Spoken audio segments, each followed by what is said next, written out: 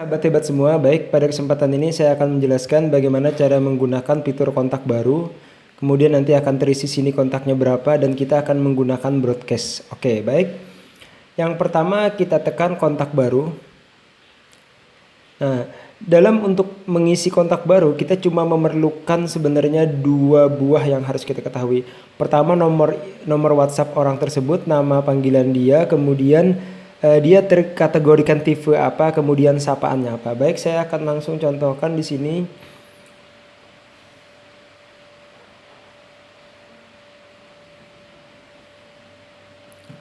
Nah, ini nomornya, kemudian nama beliau. Kemudian ini kita masukkan ke sebutlah calon klien. Oke, kita kategorikan calon klien. Saya memanggil beliau dengan Pak Hans ya. Nah, jadi cukup memasukkan nomor handphone, nama, kemudian tipenya apa, kemudian paket yang berwarna merah saja ya. Ya, sisanya ini nanti belakangan saja kita isi ya. Lalu kita tekan simpan data.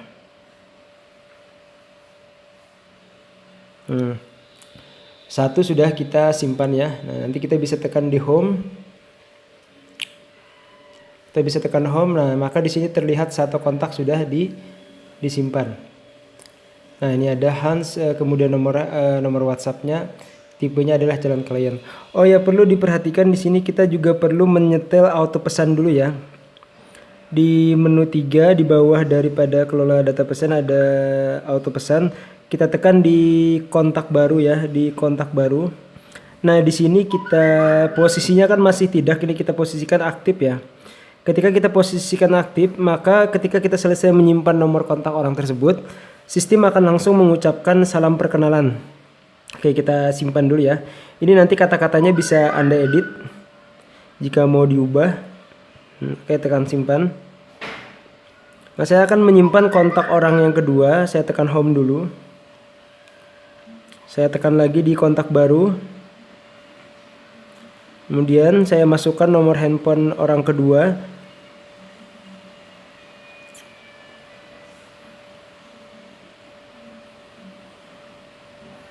Kemudian nama dia.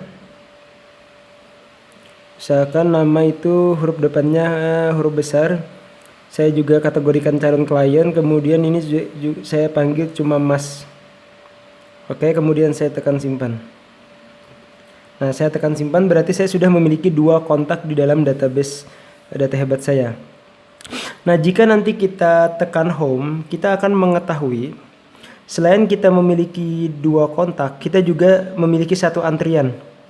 Karena kontak yang pertama tadi belum dibuat antriannya, antrian ucapannya. Nah, kalau kita tekan di sini di antrian pesan, kemudian di antrian langsung, ini ada ucapan selamat. Nah, selamat siang, perkenalkan saya Rudi Irawan. Nah, ini adalah otomatis kontak yang di auto pesan. Baik, saya satu lagi mau nginput kontak baru, jadi ada 3 nanti saya mau nginput nomor handphone yang bersangkutan, kita masukkan.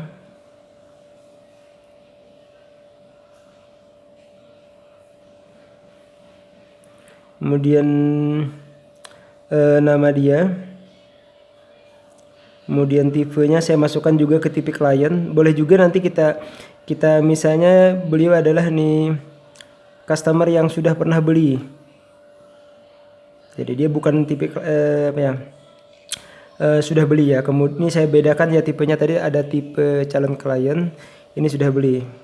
Kemudian saya panggil dengan Mas. Tekan simpan.